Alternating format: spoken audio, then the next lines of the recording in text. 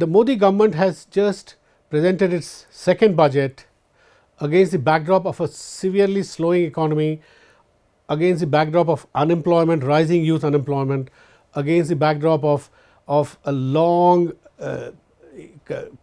consumer demand depression, as also against the backdrop of how Trump's economic policies, how US's economic policies, Trump tariffs might affect India's economy in the coming year, months and years. So we have with us Deepanshu Mohan, who is an economics professor at the Jindal University and a regular contributor to The Wire, to discuss the budget, its main message, and what it portends for India's slowing economy. Welcome to our show, Deepanshu. So, can you start by just talking about what do you take away from this budget? What are the big messages that you take away from this budget? So, thank you for having me. So, one of the first things that I feel with this current budget is it's a tacit acknowledgement of what the government couldn't do in its first 2 elected terms. The reference point to that is that this is the first finance minister's budget speech where I heard the word demand mentioned. She mentioned of democracy, demography and demand. The government has taken a very traditional what we would consider supply side economics approach for the last 10 years. A lot of the critical observers of the Indian economy have been arguing that the government has done far more than what it can possibly, and it's realizing its capacity of being limited in scope to do more. So, whatever we see today is symbolically a very marginal representation of the limited fiscal capacity of the current government. I do see a confused economic ideology which year after year we realize that the government's thinking around the budget as against to everything else that we've seen the Modi government practice is operating on political principles rather than market forces. So, we have a good example of this by looking at the Chief Economic Advisor's economic survey report, which is that this government came into the promise of talking about minimum government and maximum governance, and ended up doing precisely the opposite of that. And we have a situation now that you have a Chief Economic Advisor saying that deregulation should be the motto, and then the whole narrative and rhetoric around the budget said that, oh, is this the 1991 moment? You have 10 years of a government being in power, and then you have a situation where, so clearly there is no economic thinking around how to address structural issues. The concern for me is also on targeted job creation related challenges. I think there is an acknowledgement within the government where it is trying now in certain sense to look at the MSME position. They've increased the credit guarantee, which is to a certain extent a good step forward, but the MSMEs are struggling now more and way beyond credit backed issues. So those I think points, if you look at in the current context, are missing. The 4 constituents, Garib, women, Annadata or farmers, and to a certain extent what they define as the women vote base, the targeted reach to each of the constituents has been based on very much around entitlement, so what you can offer. There is very little upward mobility which these groups can have to get out of the what we would consider as a low middle income trap. Now the tax big announcement around tax for the middle class has to be seen in perspective. This 12 lakh number which is being floated, it's actually a rebate, it's not an exempt limit. So as soon as you earn an exact 1 rupee more than 12 lakh, you will be paying the tax as much of what the slabs are, between 4 to 8 and 8 to 12. So this is important for viewers and audience to understand. It's also part of the new tax regime. It's a new tax regime, And the third thing is, which is 7 to 12 lakh, the limit where you would find most people filing for returns in India, as per the recent tax returns numbers, would benefit from the higher disposable income they would get. but that's less than 5% of your salaried workforce. The multiplier effect of this, on the overall growth picture is going to be almost negligible. So basically you're saying that it may not lift consumer demand across the board in that sense. It just sort of addresses it in a like in Hindi you may call ऊँट की मुँह में जीरा. That's what.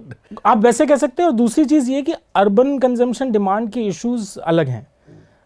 लोग जो पैसा बचा रहे हैं आज के समय में, वो ज़्यादातर पैसा they are spending on essentials, and there's a very interesting statistic actually in the economic survey report. 77% of those receiving direct cash transfers are spending around 31% on food alone. 40 to 44% is going on essentials and loan repayments. The household debt situation. So you're right. So here is what I want to bring this aspect, which is this income tax break that they have given for the middle class, which has less than 12 lakh per year taxable income, in some sense will barely repair their balance sheet, the household balance sheet, because there are studies to show that households in India in this very bracket have been borrowing to consume. There's data to show massive increase in pledging of gold for consumption, and there's also in the financial system there is enough data to show how such personal loans for consumption has created a risk in the system, which RBI has also warned many banks about, and the banks have actually slowed down the retail loans. That's one of the reasons why consumption actually slowed. So it's a moot point whether these households after repairing their budget balance sheet, household balance sheet, and these very households have also seen a big drop in savings over the last few years. Household savings rate have come down from I think 7% to 5% odd. There is 2 percentage point decline, which we have not seen in many. So after all this, as you rightly point out, how much of a lift to consumption demand will be there is anybody's guess. Yeah. So what we have to see is that the assumption that any higher increase in disposable income would have a natural impact on macro growth numbers assumes that your inflation situation is kept under control, which I think the last 3-4 years the government has struggled. It's inflation still for what do you see? Inflation. Where do you see inflation going the coming months and say in the coming year? What is the so major weight of inflation measurement as we see is on food, and that is still over 8% still right now. What the inflation measurement process, as we have often talked about, and this has been often written in extensive detail from our end, is of the critical underweighting of rent in the inflation measurement, which for the urban consumer is a critical component of where the money is going from the budget, the household budget. And I think somewhere there has to be an internal discussion. The RBI I think has to take a larger context of this, that the consumption basket and expenditure weighting of key resources have to be brought under revision as well. Currently the inflationary tax, so as to speak, of what you are seeing the prices going is being combined with the higher indirect tax burden as well, and there is not much on indirect tax you saw the finance minister speaking of, clearly because it's in the purview of the GST council, but the track 2 stage of GST reforms haven't happened.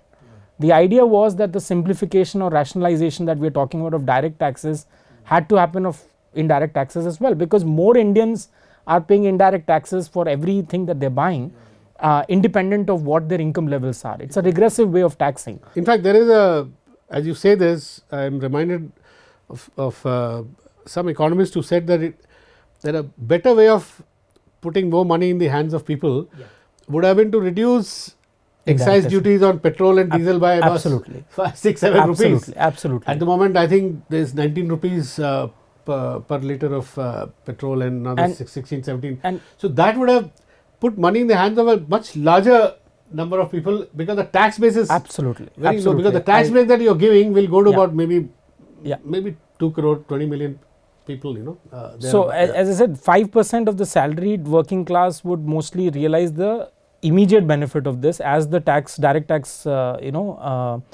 benefits are passed on with the current rate. You're absolutely right. The indirect tax structure revision, or so as to speak, or rationalization, would seek to provide much more benefits on the disposable income category, because people are spending money. and this India aspect this government has has consistently ignored. ignored.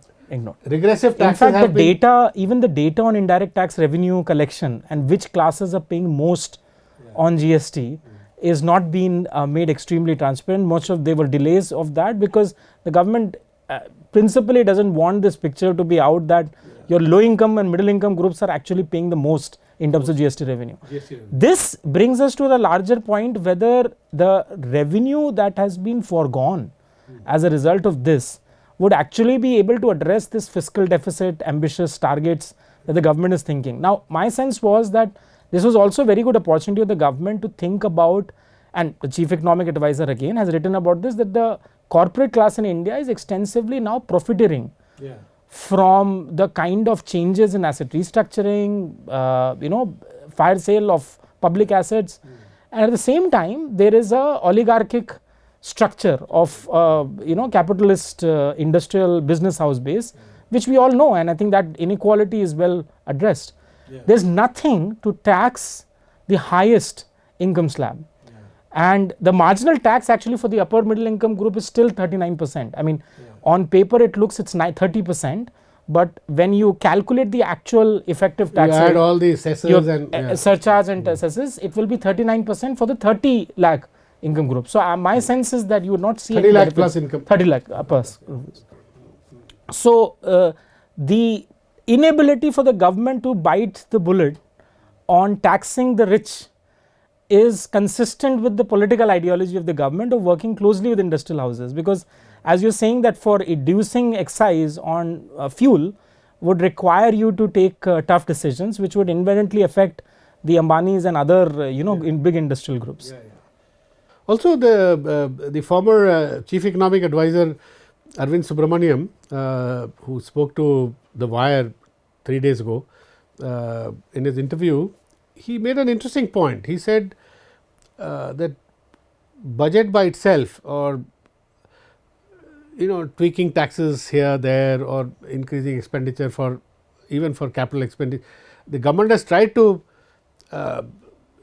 push capital expenditure in the hope, last 3 years, in the hope that private sector capex will start investing. Hasn't happened. So he argues that there are structural problems, and one serious structural problem according to him is the very DNA of this government and its instincts, the way it thinks. It thinks that it can micromanage the economy. It thinks that it can boost the economy, or it can run the economy with the help of 5-6 large corporate houses, which he describes as a national champion risk. I mean, he politely calls it national champion risk, but it's a crony capitalist risk, right? So do all those things get addressed? I mean, nothing changes by virtue of just presenting a budget, isn't it? No, but I must add that Arvind Subramaniam also served as the chief economic advisor in this government. It was well known that the brand of what you would consider as Gujarat model of development required almost in a certain sense an insidious bonhomie between the larger industrial class working closely with the Modi administration. It's just it's exemplified now beyond proportions. A very good example is what you're seeing in the organizational logistics of the Mahakumbh. If you were to go and spend some time in Allahabad and or what you would see now as Prayagraj, the contractors who have been given space to construct anything in preparation of the Mahakumbh were not even from local state. It's all largely Gujarati contractors who are getting contractors now, and it's always from similar business houses that you're seeing that much of that investment is happening. Which brings us to the question to what the economic survey said, that if clearly there is an evidence of higher profiteering, there is a case for you to tax to avoid this fiscal deficit target being conservative. My sense is that when you look at the finer print of this budget, social welfare allocations would have not gone up. They are more or less the same, and the biggest multiplier effect of a social security program like a Manrega or experimenting with an urban version of a Manrega to address directly with the job creation problem would have been the step forward. But so it's a very superficial, understanding of what the structural issues are. The government is trying to say, at least to project an image that it is trying to do now much for the middle class. But the middle class in India is also not homogeneous, as viewers would understand. It's a low middle income group, higher middle income group. So you have a very small strata which is likely to look at this budget and say, oh, there's a lot that we have to gain. Yeah. Also, it reminds me of what the economic survey says very boldly. This chief economic advisor has flagged trust deficit as the biggest issue. So I think today, I think more than fiscal deficit, the trust deficit which is more important. Trust deficit between businesses and the government, between other professionals, other people, small entrepreneurs and the government. Some say even between bureaucracy and the government.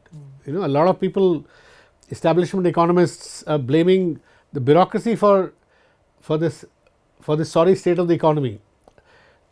Some have described it as a deep state. Now these are all deep state is part of the government, right? They are working with Narendra Modi, Prime Minister Modi. So now there's a lot of blame shifting going on. But there's another very interesting aspect which I want to talk about, which is one entrepreneur who's been part of the RBI board. I was listening to his video. He was being interviewed by somebody. His name is Manish Sabharwal. He's a CEO of Bangalore-based company, which actually which deals with employment. It provides employable people to the industry. So he made an interesting point. He said, India in the last 10 decade and more has provided shareholder returns, but it has not provided wage growth. He says China is the opposite. China hasn't provided much shareholder return, but China has hugely provided wage growth. So wage growth, wage stagnation has been a problem, structural problem with this for this government and for our economy for the last 7, 8, 10 years. So that doesn't get addressed here. And I was surprised to read an article by Surjit Bhalla, who is an establishment, clearly a supporter of the Modi government from the very beginning. And he argues that while the employment has, rightly argues actually, employment has gone up, but wages are stagnant. It's good to see he is also seeing the cleansed truth of what the numbers he's also seeing the writing on the wall. Now this ties in with the data which Professor Santosh Mehrotra, who keeps coming on our channel, he has spoken about how this huge reverse migration from urban to rural areas, which has happened the last 4 years particularly, some 60 million odd people have moved back.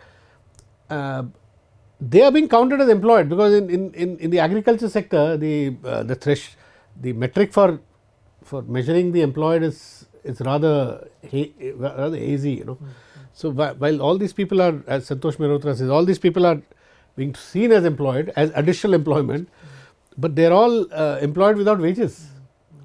We have, and I think he put a figure at some nearly 100 million people are working without wages in India today.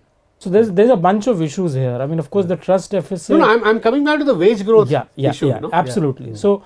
No, but because it's linked to demand. It's linked to consumer demand. No, but the larger point which you also made around trust deficit requires, I think, reflection, because that's been a continuum of the last 10 years. Of course. If you look at the centralization of power you've seen under the government, the sort of disintegration of the cooperative structure between state, union government. It's very clear that it's not as if all states are doing poorly at this point of time. You have a Tamil Nadu which is able to attract world level FDI. It is as a state competing now with Vietnam on manufacturing.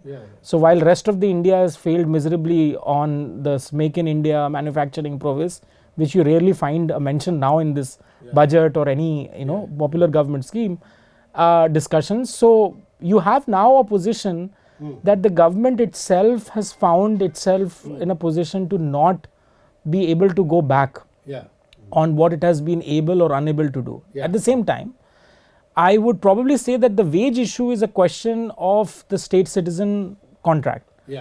The state citizen contract in India is been largely under the Modi government based around a rhetorical axis of creating goodwill and a sort of an overtly optimistic position.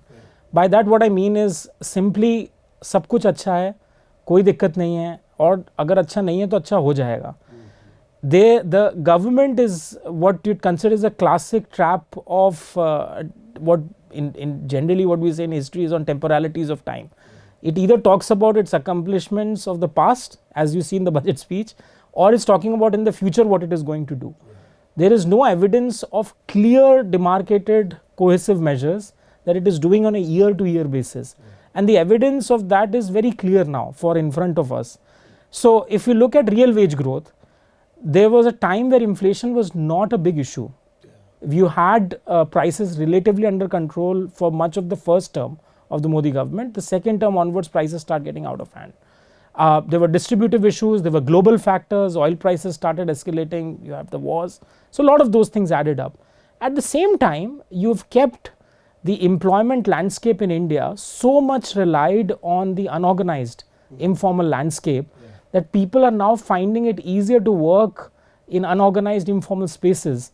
If you were to interview a lot of people now who are preferring for job, they'd rather have 2 or 3 multiple flexible jobs rather than work on a salaried class because they don't get the kind of wages they expect. They wouldn't prefer it, but they've been forced into it. So forced into it because there is there's a crisis of job creation. So sectorally, if you would ask any employer, oh, that why is this happening? They'll say, well, we've not seen factor market reforms which we expected of this government. Whether it was on land, whether it was on labor, capital markets, more or less everything is on hot money, FII. FDI you don't really see. The economic survey number is very important. Net FDI has reduced considerably over time. Net FDI is now at 0.3% of GDP. And it has come at the cost of messing up your exchange rate. We have to understand that there is something the RBI has done over the last few years where the rupee is completely now tapered off. You'd expect this to even worsen the trend between the rupee and the dollar. So all of that done for what reason? So I think the question of trust and the deficit that it has comes from the two main things of centralizing power and a crisis of accountability which this government has often had. I would be very surprised to see if the fiscal deficit or the debt numbers are really adding up, because there's an issue of hidden debt. I mean, the IMF has written and produced a report where it cautions even on the Indian story, saying there's a lot of hidden debt problem that emerging markets have. So we have to look into all of these while looking at not just the budget. Budget is just a fiscal instrument. In fact, my assessment is that they are sticking to a fiscal deficit, a tight fiscal deficit, because they think that global rating agencies, if they say had a more expansive fiscal number, rating agencies would start punishing them.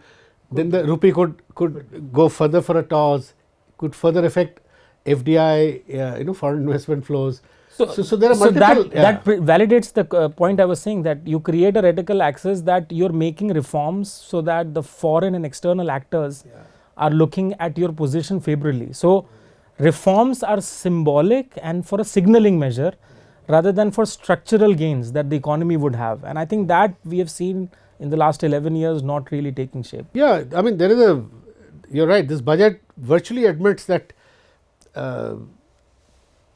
that things have not worked for them in the last 7-8 years, and it's quite apparent. For instance, in agriculture, suddenly they have come up with this 100 district agriculture productivity scheme, whereas they've tried so many things in agriculture. No, but they've not done the principal thing of farm incomes. MSP, even I mean, farmers are still protesting. So they're not taking the bull by the horn. They're working around, tinkering, and so is the case with employment. Like the last July's budget, after they came to power, they recognized that employment was a huge issue. Just as this time they recognize that middle class is getting hit so badly. So they launched a scheme where they said 1 crore plus youth would be brought under some apprenticeship scheme connected with corporates, and the corporates, 500 corporates, and they might even get jobs there, working there for. There is no talk of that. There is no update on that. In fact, the whole budget did not mention the word employment. So interestingly, you'll find that with every budget, the speech of the finance minister is reflecting the anxieties of the people and largely the electorate, which means that the government tends to look at issues only when they become electoral issues, where it feels that its power is being threatened. And I think we have evidence of this from year after year, where there is one. You had Bihar mentioned five times. And of a government which talks about one nation, one election. And my belief is that this middle class, this up to 12 lakh SOP is also partly, it's great timing for them, because Delhi elections are 4-5 days from now, right? So I don't know how much to what in fact it should have. But there is some sentiment. Absolutely. There is a sentiment left because there's 12 lakh. People earning 1 lakh and below would seem to be happy, with this. So to that extent, it helps them. So, but I don't know, the structural issues, as most people have observed, are not getting addressed at all. Also, another question is, which Arvind Subramaniam mentioned in the same interview that he gave Wire, Karan Thapar interview. He said that we keep saying that domestic demand is sluggish, we have to do something about domestic demand. So he said, but in today's world, there is global demand, right? So you can always do something to get demand from, get higher market share on exports. So in this budget, there is an export, fourth pillar of exports. Now, exports under Modi last 10 years, merchandise exports have been more or less flat. There have been hardly any growth. So this time I think they are looking at maybe global demand as a trigger, but I think the specifics need to be closely evaluated. But the only thing I felt, which was a conscious effort the government acknowledged, was that the internal or intra-national protectionism that the government has brought has been countervailing its efforts to expand to other countries. Clearly, for import duties, excise, customs, what the finance minister was trying to signal again is that we deeply care about what you're trying to export. It's also in a certain sense that it says the core crisis issue of the Make in India program, where a lot of the program is simply assembling goods as a result of imports. So even if for capital intensive sectors, it should have been accelerated to the MSMEs for labor intensive.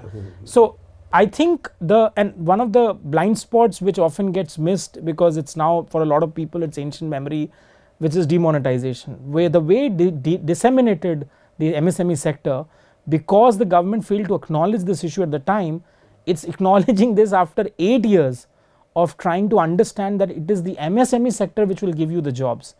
So the issue here is of a degree of intellectual bankruptcy, where I would probably say in extending to what the chief economic advisor, as in the ex-chief economic advisor Arvind Subramaniam is saying, that global demand would only be a factor for your production patterns when you realize the production possibility of your own internal demand structures. So you can't be competitive abroad and not competitive absolutely here. So if you're competitive even within South Asia, I mean there is a huge market. I mean Nepal, Bhutan, Bangladesh, Sri Lanka and Bangladesh are beating us on textile garment but the interesting thing is you have to understand this destabilization of the rupee and the problem with demonetization, it created a huge trust deficit within these countries to trust the Indian rupee. Yeah. And as a result, over time, you would expect that the expansion of trade integration has to first regionally happen, of course, with global forces. Services on factors, I mean, we'll have the Prime Minister's visit to the US. Yeah. It is anticipated that it is going to be a consequential meeting. The picture will become clearer as clear to of how much is the US willing to stand by us, or how much will they hurt us or help us. So all that will become clear. So overall, I think in a nutshell, I would probably imagine that there is a tacit acknowledgement of the government getting the economic picture wrong. It's driven us to a certain kind of, I would say, a structural mess which was not forthcoming. India could have really rode the wave with its middle class doing well. Up until 2012, the best performing segment of the Indian economy was the rising middle class. And now you have a position that you have a budget where for one tinkering or procedural change in tax relief, we are trying to push that it was going to benefit the middle class. So a lot of other things have to be factored, and at the end of the day, when you look at not just the budget but also the overall state of the economy, somewhere you would understand that consumption demand, the point you mentioned earlier, would need to drive investment. The private sector is not kicking in because it says capacity utilization is weak, unless and until you have a consumption demand going up across strata. Private sector would not involve. So finally, we basically come back to the same issue of consumption demand. It's only more investments that create more incomes will revive the economy. Just giving tax cuts ain't going to do it. And in my I can tell you, in my 40 years of watching the economy and writing about the economy, I have not come across top CEOs of multinationals, consumer goods companies, Nestle chief saying that middle class is shrinking. The Marico chief, Harsh Mariwala, saying that huge income inequalities have resulted in shrinking of consumption of non-discretionaries, lower down, bottom 70%. Rajiv Bajaj of Bajaj Auto saying that motorcycle sales have been like stagnant for the last 7-8 years. So all this are clear indicators of what you just said, So one quick point for the viewers I'd like to add is the issue of tax break is more than the issue of that, is that what kind of tax break was needed. As we pointed out, indirect tax relaxations and being able to allow people to spend more on goods that they're otherwise spending but now are paying a higher price is a way forward which allows people to get more disposable income. It's a young demographic in the Indian context which is spending the most. So you expect the cost of these goods to go down. Unless you don't check for inflation and allow for an indirect tax rationalization over time, I think the direct tax procedural change which we are seeing right now, given the asymmetric structure of India's tax system, is not going to allow for any multiplying effect on growth. So anyway, thanks for talking to us. So the conclusion is that mere tinkering with taxes and few expenditure heads here and there is not going to solve all the serious structural problems facing the economy over the last so many years. So that's what we have. Thanks for watching.